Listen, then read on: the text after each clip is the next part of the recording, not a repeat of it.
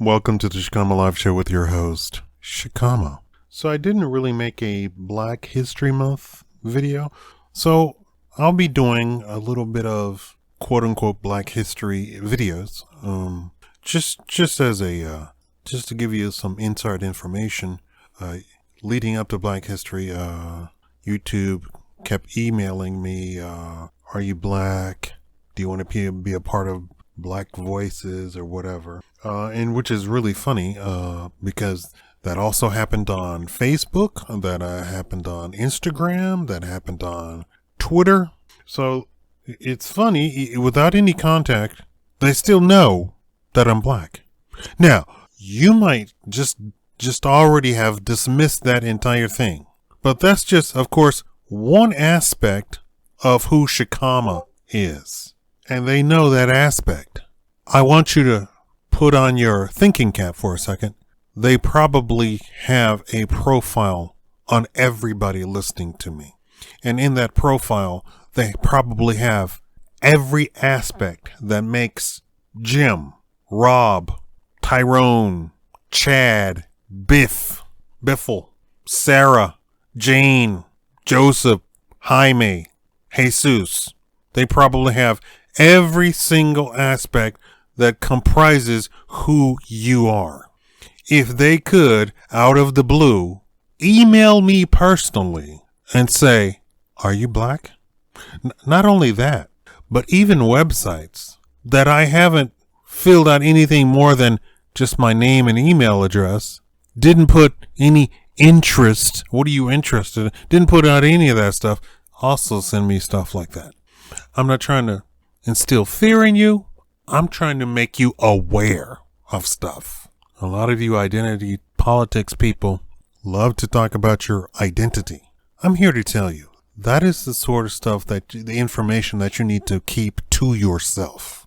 Not because you need to be in the closet about anything, but you don't want to be the reason that we turn into a global social credit dystopia. Do you understand what I'm saying?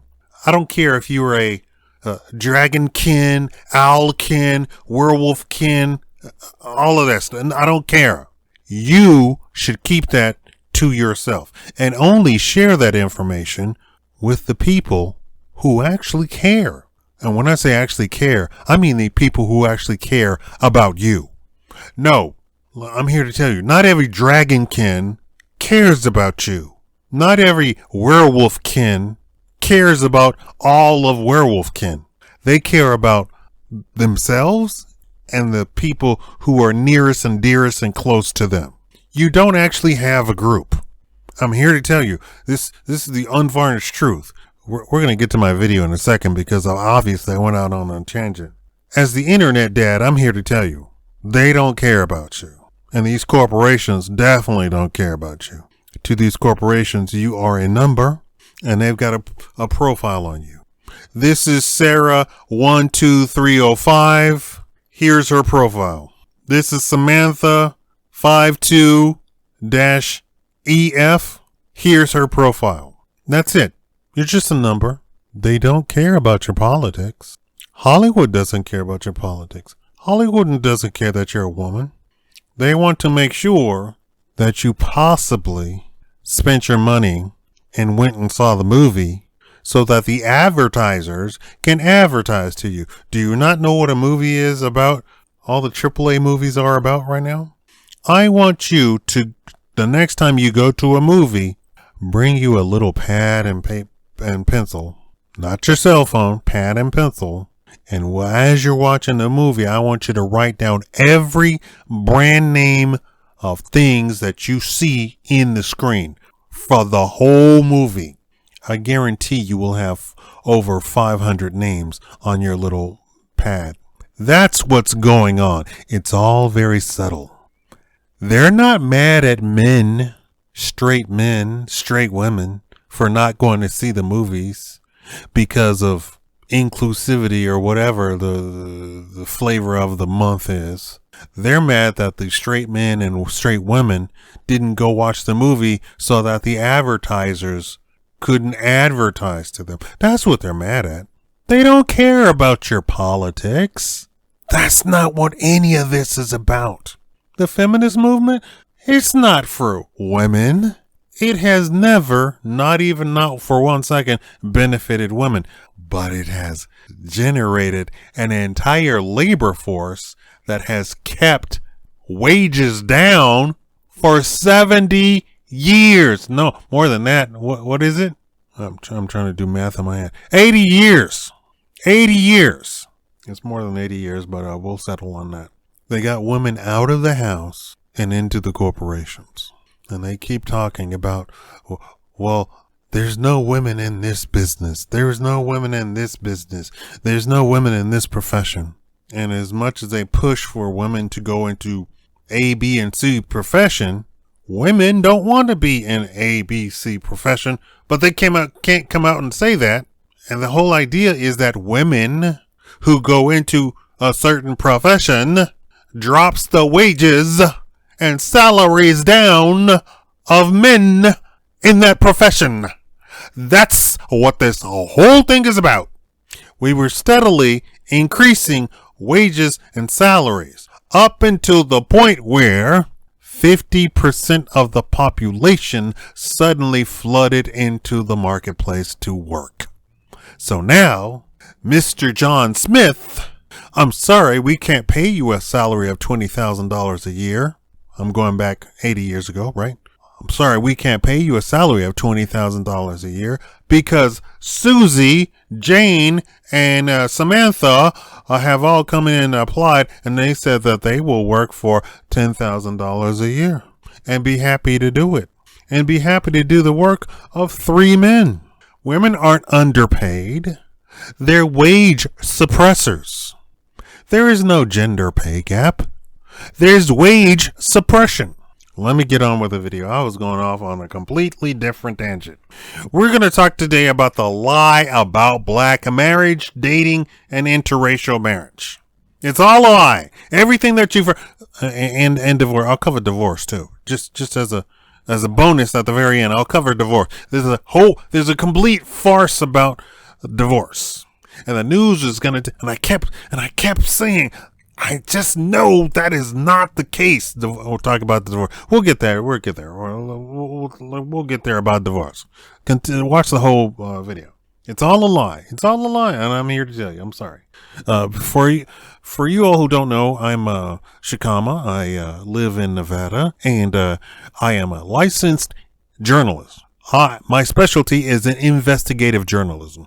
I sit and read very bland and boring medical and health and scientific stats and reports all day long. That's all I do. It's super boring. And it's not just scientific. I had a question about electricity, and so then I literally started researching about electricity, and then went and was reading like senior level electricity theory, electrical theory stuff, and I was like, what am I doing? Why am I learning this? I'm not going to be I'm not, the time invested in this is never going to come to any sort of rate of return on investment. I'm not going to make money by learning about electricity. And I mean, it was eye-watering, boring stuff. My hats off to all of you electricians out there and electrical engineers. I was studying electrical engineering. That's what it was. Okay. Anyway, so I'm an investigative journalist. I do nothing but look at stats. Mostly 99% of the stats that I look at are black stats. I do not know white stats or Latin stats or Asian stats. I only know those stats in comparison to black stats. Where do black people fall on the chart of a pie chart, right? Or a bar chart? I don't know your stats. Like some of the black stats I can literally pop off the top of my head. I can't do that with white people or Latinos, which is not a race, or Asians. Okay. So in the media, the common man, and when I say man, that includes women. For you modern feminists who think you're not included in the race of men, I'm here to tell you there used to be more than just humans running around the planet. I know you are not taught about this in school, but Shakaama's here to tell you. I was a teacher too at that point. That's how I got through college at some point. I was a teacher until I was fired by parents for daring to teach kids. And I'm not talking about teaching kids about gender fluidity or nothing like that. Teach kids. I had the students stand up, recite the lesson to me. This was too much, in the parents' opinions, for me to target little Jimmy to stand up and repeat after me in Spanish and math and science and so. I'm not bitter though, but anyway, yeah, I was summarily dismissed the day after. And what's funny was the kid didn't take offense. The kid wasn't upset. The kid actually had fun, or the kids actually had fun. My assistant or co-teacher was a woman, and the class would just scream at the top of their lungs. So finally I stood up and said, all right, everybody be quiet. And they all be quiet, right? And probably, but anyway, you can't have a man in school. There are some states, countries now where they won't allow men to teach at all because men are the enemy. I'm sorry, I'm just going off on tangents. Anyway, there used to be more than just humans running around. There was all sorts of humanoid creatures running around. And I'll get on this on another video. But when I say men, I'm talking about the race of men. Just like in Lord of the Rings, they call it the race of men. Humans. Okay. So, in the media, the common man unwittingly thinks that the programs they present on TV and entertainment is real, true, and commonplace. And by commonplace, I mean that it's a vast majority of people who think that way, who do this stuff, right. Nothing could be so dramatically twisted as the notion that black men and women are dating and marrying outside of their race. If we're going to call black people a race, right? Black dating and marriage is across the board in the 90 plus percentile. Both black men and black women are married to black men and black women in the 90 plus percentile. Depending on what chart you look at, black women are higher. It could be as high as 98% on some charts, or 96%. And black men are at 92%, 94% in some charts. And let me explain for a second, because there is this weird notion that women are in control of something. Women are in control of what? Procreation. The entire subject of procreation. Women are in charge of procreation. That's it. That's all they're in charge of. Having a relationship, getting married, men are in charge of that. Having a relationship and getting married, men are in charge of that. Men control whether or not you two are in a relationship. Women are so confused these days, especially modern women, as to think that they are in control of the relationship. A lot of times men agree to be in a relationship and then become lazy, because men are basically lazy. They don't like change. So you're in a relationship, and it might be a horrible relationship, and the man is just too lazy to stop the relationship. Men are in control of marriage. Men are the ones who say, let's get married and continue to be married. But divorce is started. 70% of divorces are started by women. It's a man who declares you divorced. So it's still a man who's doing it. Oh, I'm pulling at strings. I'm trying to tell you this is what it's really about. You thought you had some sort of control. It's a man. A man started the marriage and a man ended the marriage. Different men, but it's still a man, right? I know. Now it's a little higher for black women to be married to black men, because black men are the ones in charge of who they are going to marry, and black men actually have options. when they did a survey, I know you're going to hate this, when they did a survey of most attractive to least attractive, male versus female, all races, the person at the bottom in the last position was the black female. Most undesirable, the black female. That's part of the survey. You can go look that up. There are videos just on that. Most undesirable black female. So, black men have options because they're not the bottom, and they're not second to last, and they're not third to last. How about that one? Huh? How about that one? Black men have options. So, some black men marry other people who are not black women.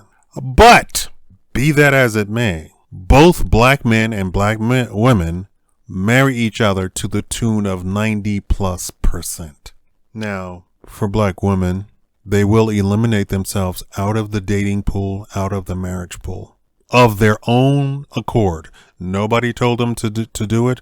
They just excuse themselves out of dating and get married, and then turn around and complain about it, but they did it to themselves. I'm not here to judge anybody. I'm not married. I don't have a girlfriend. I'm not really in the market for it. They either tell themselves they do not want marriage, or present themselves in such a terrible investment for marriage that even a fool could see it. Marriage is an investment. It's an investment of time, money, energy, right? Your heartstrings. For the most part, the entire notion that we're talking about black women who are married is a very small percent of the entire population of black women. So when we talk about married black women, we're talking about a very small segment of the black women population. And feminism has persuaded a large chunk of black women to excuse themselves out of the dating pool leading up to marriage, since dating is now the pathway for a marriage. The history of dating originated, I'm talking about dating and sex workers, and that was adopted by all women so that men would pay for them too. There was no such thing as dating before. This is all very modern. Dating meant that men paid for the services of women. That was a date. Courting, which a lot of you all mistakenly think dating is, did not entail anything about the suitor or the soon-to-be fiance to pay for anything. The father of the soon-to-be bride paid for everything, that he took care of the finances. Why? Because it made logical sense. When you're dealing with, in the world of men, everything makes logical sense. Who should pay for stuff? The father of the bride. Why? Because the father of the bride is the one who's paying all of the bills at the house and is covering all of the bills of the female. So, if you came a courting, and let's go off into this tangent, John Smith knocks on the door and says, Mr. Johnson, I know that you have a daughter named Sarah. I come to ask that I be allowed to court Sarah. Mr. Johnson says, tell you what, young John Smith, let me talk to your parents. And so Mr. Johnson goes and talks to Mr. and Mrs. Smith, meets them, or maybe he already knows them. Maybe that's not necessary to have that scenario play out like that right then and there. But there is a scenario where Mr. Johnson goes and talks to Mr. and Mrs. Smith. Your boy has come asking to court my Sarah. What kind of people are you? What do you do for business? Blah, blah. It's parent with parent, right? Getting together to see, are the two families a good fit? But like I said, they might already know the parents of Mr. Young John Smith. Anyway, then young John Smith is invited into the house, and they sit in the parlor, and the nanny sits in there, or the butler, or the maid, or the mother. Dad's off doing dad stuff,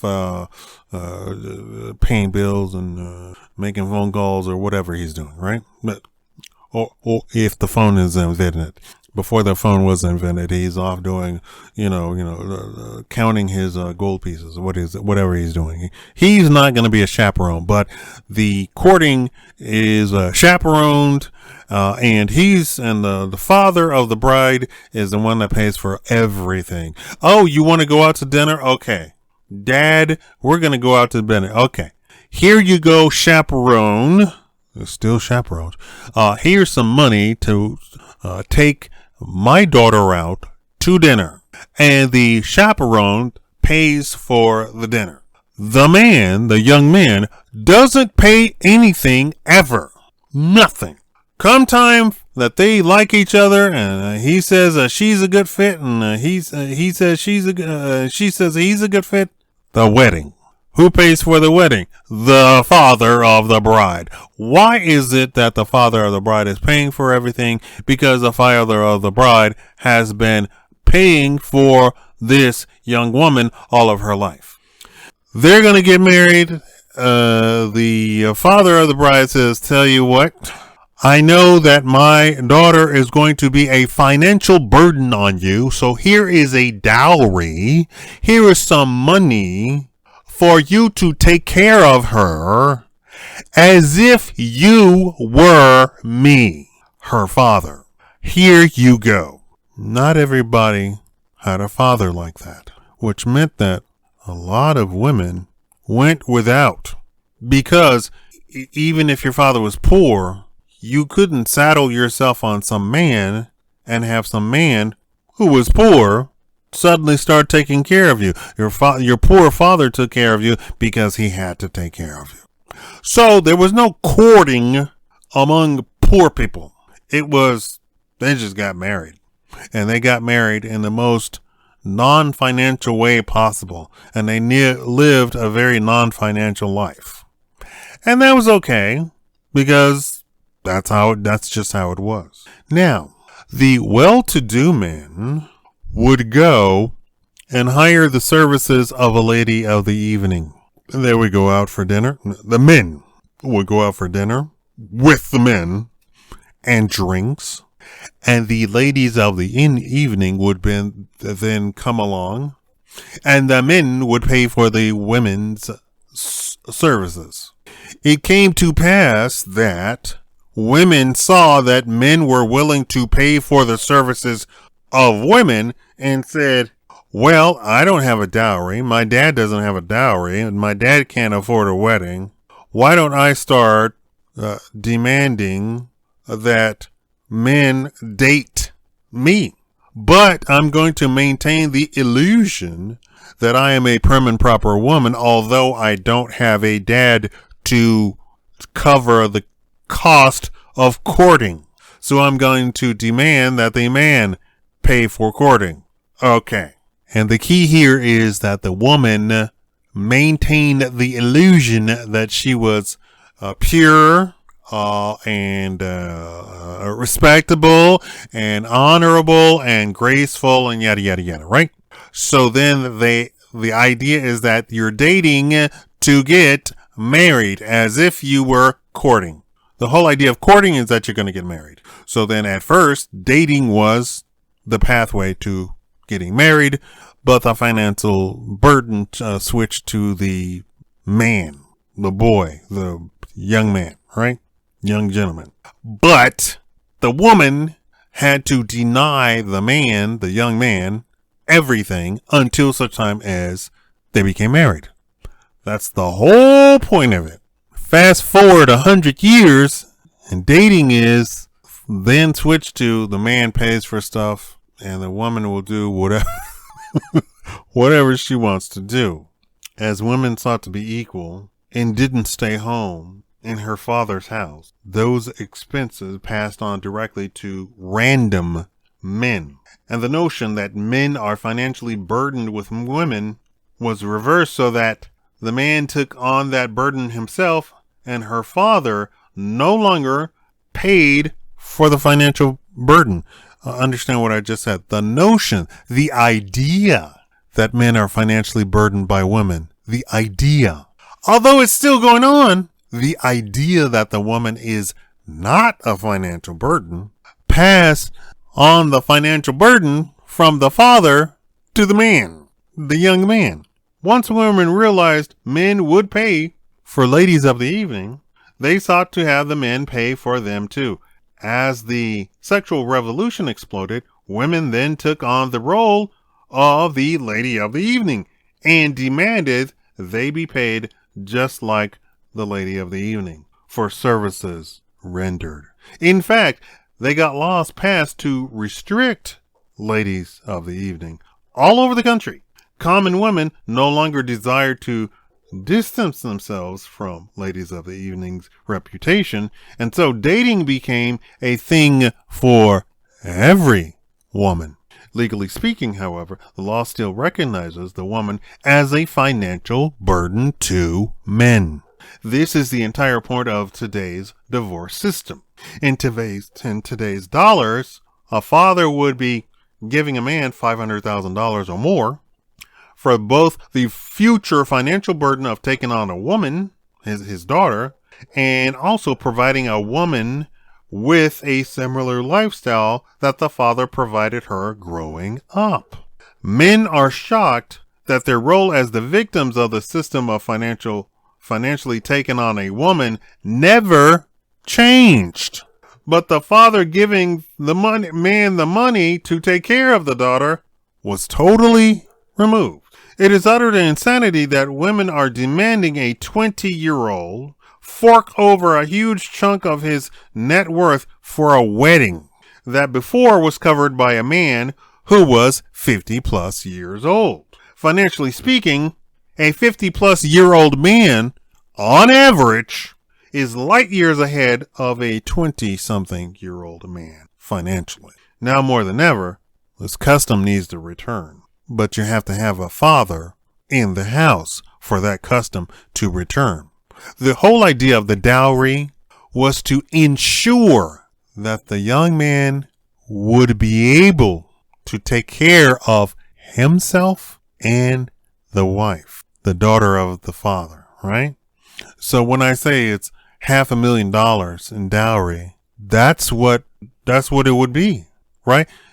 Can you imagine if you tried to go court some woman, a lady, we're talking about ladies, and the father of the bride gave you a dowry of $500,000, that would ensure the future marriage be successful. And let me tell you, at some point in time in the United States, the divorce, the number one reason for divorce was financial, which could have easily been settled had this whole system of dowry stayed in place. But for the system of dowry to stay in place, you have to have a father at home. For a very small percentage of people, they still observe this custom. But some women are so obtuse, they reject the father offering to pay for the wedding, saying that the man she's going to marry should bear the burden. It is all a psychosis brought on by feminism, where she has tried to replace her father with her soon-to-be husband, but doesn't understand the roles each man plays and the financial aspect of it. It's a real practical place for each man. The father of the bride pays the soon-to-be husband to take on the financial burden of the woman. And modern women are, oh, I'm not the property of... Yes, you are. You've been a financial burden of your father your entire life. Now that he's 50 plus years old, he is far wealthier than the average 20-year-old man. The system of dowry recognizes this and says, okay, son-in-law, here's $500,000 for you to take care of my baby girl. And as women reject the notion that they are the property of men, the court system reinforces it. And in fact, now the media reinforces the women of today that in divorce, they should be provided for by who? The man. As if She was his property in perpetuity. And the court agrees, but she's not understanding that that's what's going on. She's incapable of providing for herself and therefore needs a man to provide for her. Regardless of what she says, she's a strong, independent woman. The court says, no, you're not. We're going to make the man pay for you. Even worse, the women get to courts to burden her with the care of children.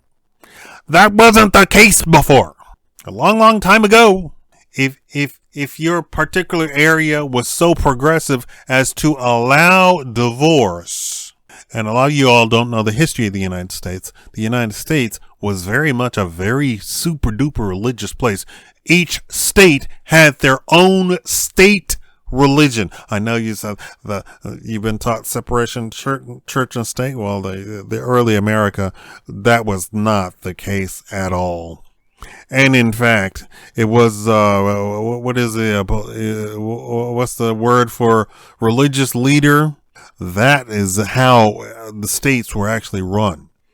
But because the states are sovereign, when the state dictates everything inside of the state, two states could be very different from each other. And some states would be very progressive, but they would say, very progressive in allowing for divorce. But in the divorce, the woman went her own way, and the man who was wealthy, who had money, the woman would just go back to her parents.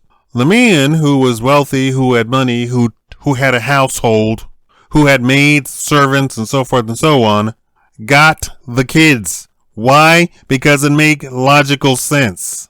We granted your divorce, but the man gets the kids. Why? Because the man can financially handle keeping the kids. For all intents and purposes, children are the property of the man. That's how it's been for thousands and thousands and thousands and thousands and thousands and thousands of years. People still say, that's your wife? That's your children? Yeah. You get it? You speak English, right? It wasn't until some woman and her lawyer, mostly her lawyer, came up with the idea in a court case, a divorce case, to say, I am a woman. Women are more nurturing than men. No medical proof, no scientific proof whatsoever. And the court bought it and said, okay, you get the kids and the man has to pay over, maintain a household for you and the children. And the whole idea was she just wanted money from the guy. And from then on, that caught on in the United States, and we now have the system that we have now. But still, the man is financially burdened with the upkeep of the woman, because the court does not recognize women as being sovereign, autonomous entities. Why? Because the state says, according to our records, women are the ones who spend the most tax money. 75% of all tax money spent on people in general are spent on women.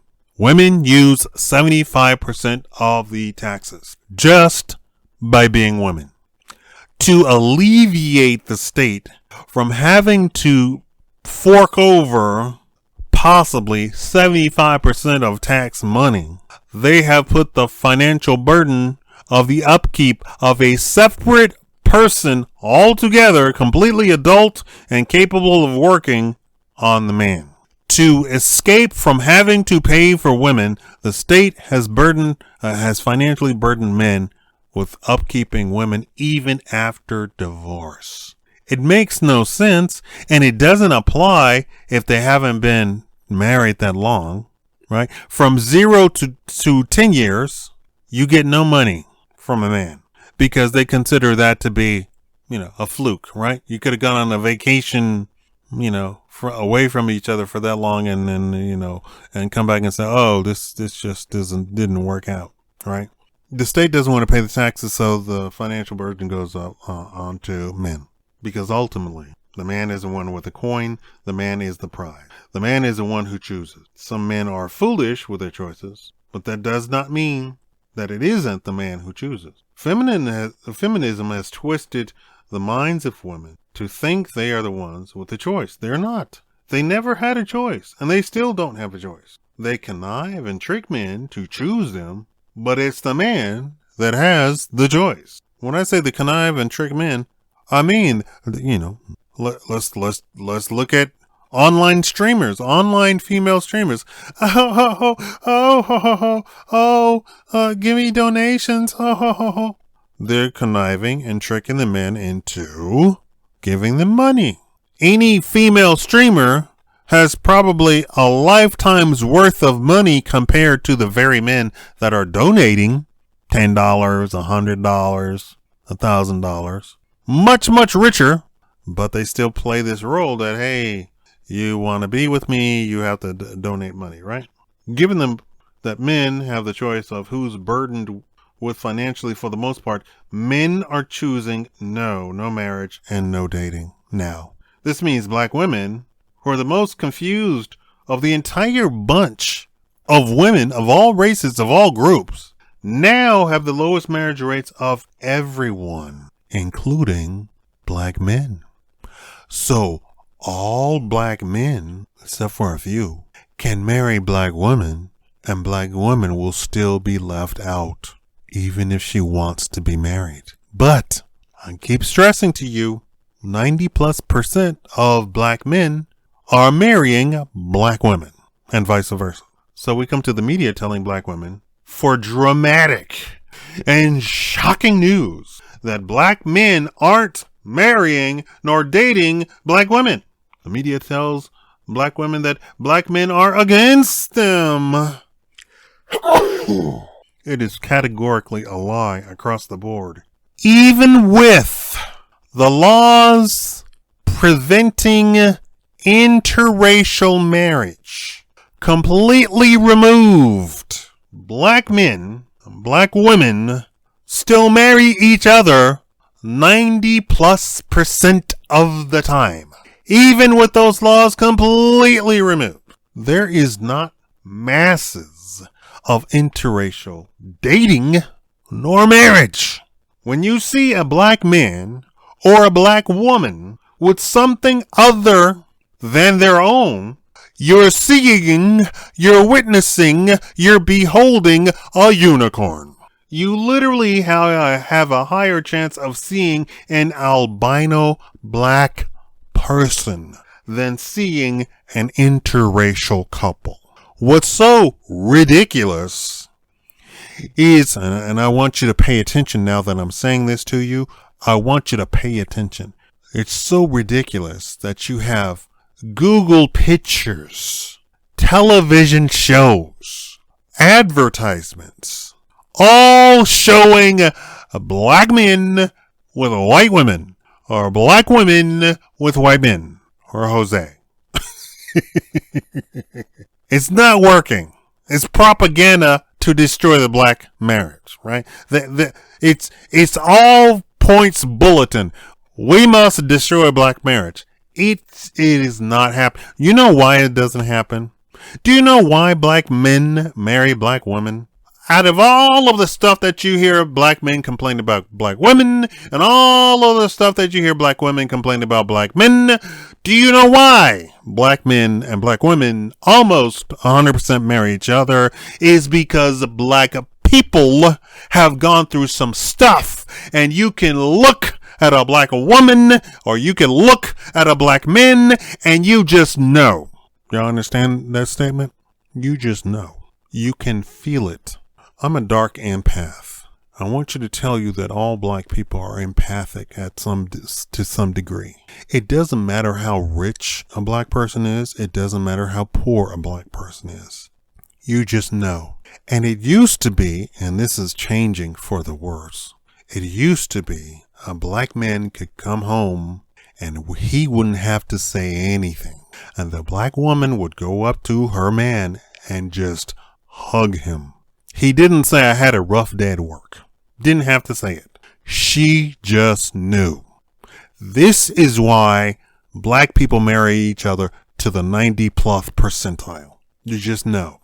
And there is nobody else that just knows. There's no Latino, even a black Latino. There's no Asian. There's no white person that you can look at or they can look at you and just know. Because the history is not there. The culture isn't there. Oh, I know you all the same, but I know black people. Oh, I know what they got. No, you don't. You don't really know. You've been told, but you don't really know. The black woman knows. The black man knows. They just know. I have literally walked down. Okay, so I grew up basically like a prince. I have literally walked down the street and seen a homeless, dirt poor black man, and he gave me a look, and I just nodded, and I said, yep. I know exactly what you're talking about. He didn't say a word. No words passed between us. But I just knew. I've been in the store and I saw it. And the black people turn around and go, it'll be all right. You just keep praying. It'll be all right. Please do not listen to the lies of the mainstream media. Please don't watch the advertisements and see a black guy with a white woman, or a black woman with a white man, and think that that's a thing. It's not a thing. What's the movie with Heathers? Stop trying to make that a thing. That is not a thing. That will never be a thing. And what's funny is it transcends nationality. There is a global black culture. There is a global black understanding. There is a global black empathy. A lot of you all are confused that, that's Shakaama, he's against black women. Stop it. I'm the internet dad. I'm supposed to tell you what's wrong. I will compliment you, though, when you deserve being complimented. And I will tell you the truth all the time. I'm not going to sugarcoat it. And for the nice white people listening, I think you know exactly what I'm talking about. Because you're targets, too. Straight white men, you are definitely targets. Yeah, you know when you've been targeted, and you have been targeted. And please, not that any of y'all said this on my channel, please, young white men, please stop saying that there were no black men in World War II. In the United States of America, black men have been right next to white men every step of the way. What you don't know, quote unquote, slavery was a universal thing in the United States. It wasn't a black thing. You have not been taught that in school. I guess they want to save your feelings, but I'm here to tell you, you come from slave stock just like everybody else. The very word is a white term. So please stop saying there were no black people. There are very famous black platoons, black troops, black brigades, black pilots, black everything. Every step of the way, from the very first shot of the Revolutionary War all the way up until today. And as a officer candidate in the Air Force, I have had every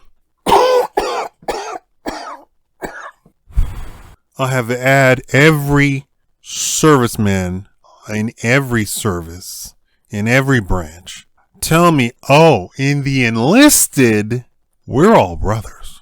In the enlisted, we're all brothers. That's not true among the officer corps of any branch. I don't care who tells me otherwise, because I've been told by other black officers in every branch of the service of the truth. Okay, so let's finalize this into talking about divorce. The media will come out and say that there is 50% divorce. That marriage has a 50% chance of leading to divorce. I'm here to tell you that's a lie. Let me tell you what the truth is. It's something like this. There are two charts. There is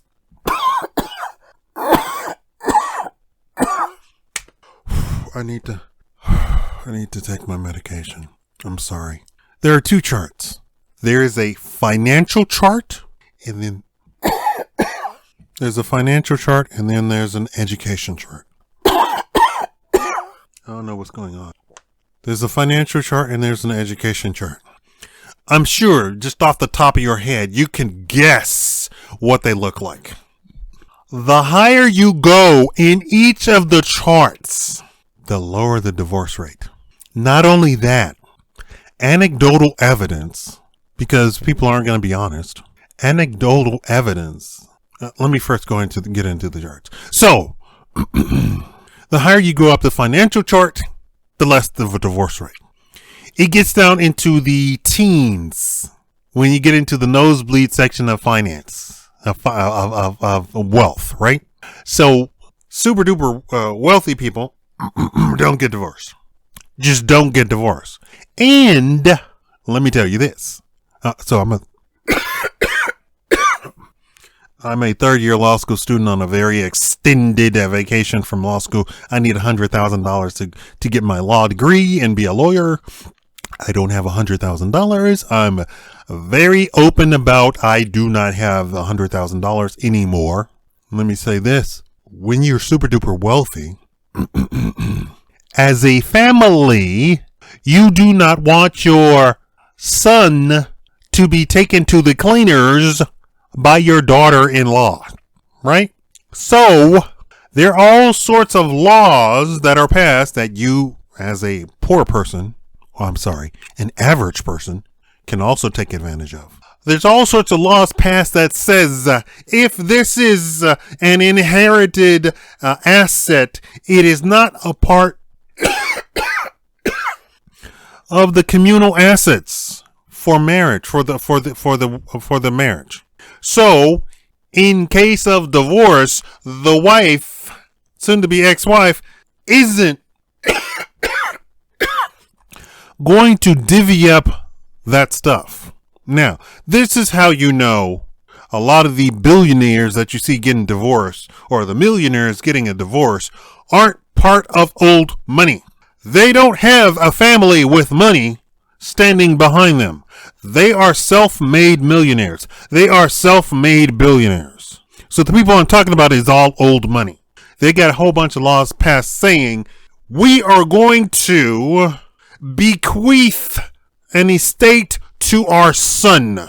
Under no circumstances is if this woman decides to divorce our son, will this estate pass out of our hands, because although we bequeathed it to the son, it is an asset of the family. That includes rings, diamonds, pearls, furs, art, furniture, clothing, cars, everything. There's also sort of laws like that.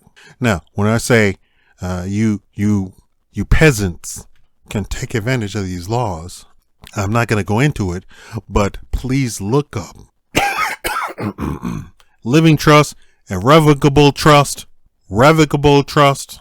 Those pass out of the marriage and into the trust. And the trust is a separate entity to, I am not giving you legal advice. Do not take anything that I'm saying at all as legal advice. I'm not your attorney, so don't take anything I say as legal advice. It passes out of the communal property of the marriage and into the property of the trust. So, your house could be a part of the trust and she will not get the house. What? Why don't more people do this? Because they have horrible lawyers. Horrible lawyers. Just absolute garbage lawyers. Also, men feel sorry for women. So they say, oh, I have $500 billion.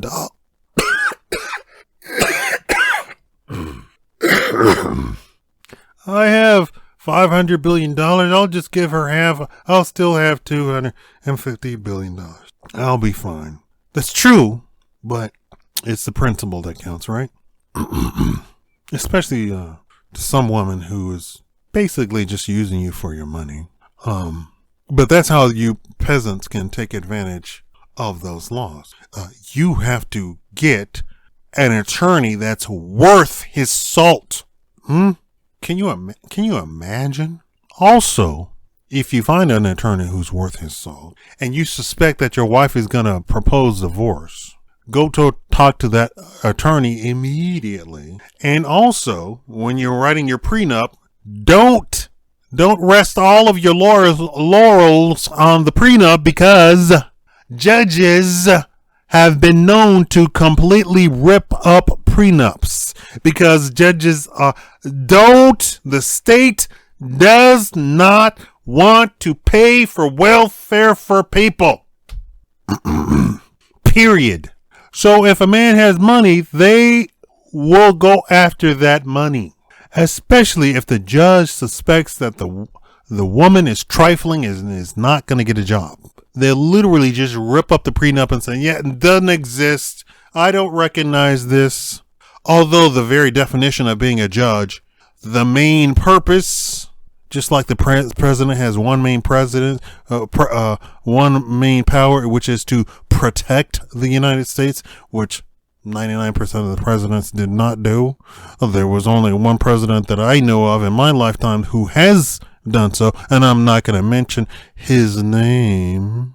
Same thing with a judge. The main power that they have is to uphold and enforce contracts. A prenuptial agreement is a what? Contract. So a judge ripping up a prenup is crazy. But you can't do anything to a judge short of recalling him, right? And you would have to get the entire city or state to recall the judge, right? And nobody's going to do that over you losing your $500,000 estate, right? So I said all of that to say, don't rest your laurels on a prenup, because judges are ripping up the prenups. So you need to go to all of these other alternative laws that are enforced that the judge can't rip up, because he would have to declare the law to be completely unconstitutional or something crazy, right? He would have to say, no, the legislature, and here's the deal. The super duper rich people got those laws passed, and they are not about to let some rinky dink judge rip up the law saying of inheritance and stuff like that, right? It's not going to happen. So don't rest on prenups. You need a full frontal attack, right? I think outside, I personally feel that there is no such thing as divorce. This is why I'm not married. I don't believe in divorce. I want a woman who literally has never heard of divorce, right? Doesn't exist, right? I know, call me crazy. I don't believe in divorce. Okay, so let's go through the charts. Super duper wealthy, they're in the teens as far as the divorce rate, and even if they got divorced, the woman wouldn't get anything, right? Also, just to give you another clue, let me pull back the curtains. Divorce amongst the super duper elites is done with a secret judge at a secret court, and you don't hear about this because it's secret, right? Well, Shakaama, how do you know about it? Because I'm a third-year law school student, and lawyers talk to law school students as if they were lawyers, because there's a possibility that the law school student could be working for the lawyer at some point, and so the greedy lawyers, want to hedge their bets with befriending law school students, so they tell law school students all sorts of juicy details about stuff, but not naming any names, about stuff that's going on that people don't know about, okay? So there's a secret judge, secret court, and same thing. The woman doesn't get anything. Why she thought she could divorce such and so, I don't know. A lot of it, when you get into stuff like that, like nosebleed money, like stuff that's so much money that you can't, first of all, you can't even wrap your head around it. A lot of this stuff, if you find one of this, is, I'm going to get a divorce, I'm going to take half, she's trying to scam. And it involves FBI and all sorts of other stuff, right? People don't come off $500 million very easily. I don't know if you know this. Same thing with education. And when you get into the nosebleed of education, doctors, master's degrees, the divorce rate drops to something like 20%. As you go down, it goes up to 30%. As you go down to some college, then you get something like 35%. High school diploma is getting up there, 40%.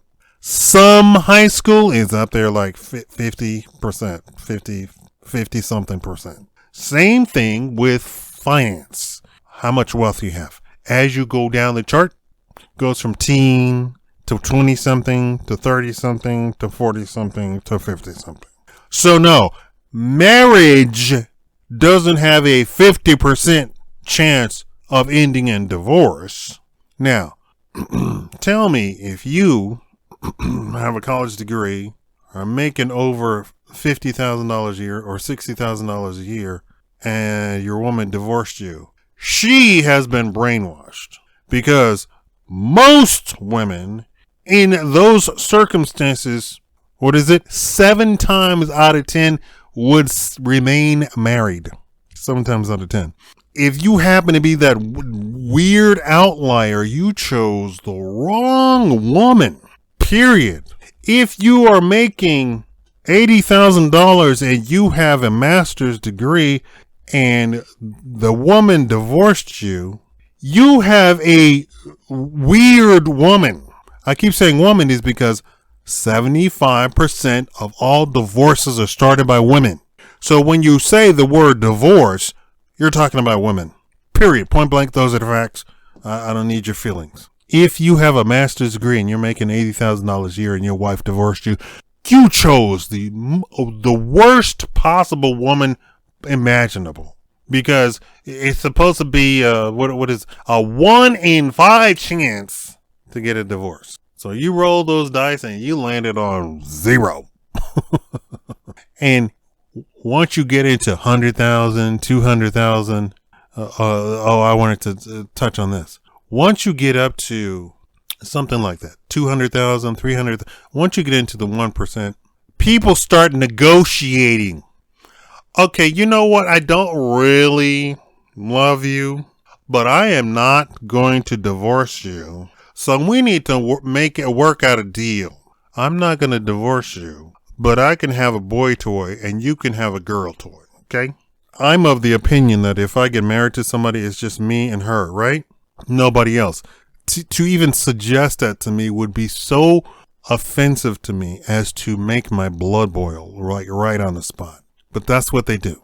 When you get into the 1%, they start negotiating stuff that other people wouldn't even dream of. You know the whole pool boy story? That's where that comes from. Literally, that's where that comes from. The postman always rings. That's where that comes from. It's not a made-up story. It's a factual story, and people ran with the story and made it into, well, we're going to make our version of it. But that's where that comes from. They don't name any names who started it, but that's where that comes from. We have an understanding. I'm famous for the Bill Cosby videos that I did. I did something like 30 Bill Cosby videos. I don't know, but I'm sure they have an understanding, because if you divorce Bill Cosby, who else are you going to marry? You can't replace Bill Cosby. You can't replace Prince Charles, although she did, I guess, replace him, which was really strange. It must have been, I don't know. Okay, so I grew up in a household at one point where it was a mansion. I had servants and chauffeurs and all that sort of stuff. I barely spoke to my parents. I can't imagine somebody living in that sort of lifestyle having any sort of bad blood between them, because, first of all, you're busy. You're way too busy. Even as a child, I was busy. As a child, living in a mansion, I was busy. I can't imagine having. So I think something else was going on there. But you can't replace Bill Cosby. And it's weird that you see these billionaires get divorced. That seems weird. But I think it's a matter of greed. Janet Jackson had an understanding with the Arabian guy that she married, and he literally said, after 2 years, if we stay married, you get this. After 5 years, if we get married, you get this. If you have a baby, you get this on the divorce. And she said she couldn't tolerate it, and she divorced him after 5 years. and had a child. All right. Thank you all for watching.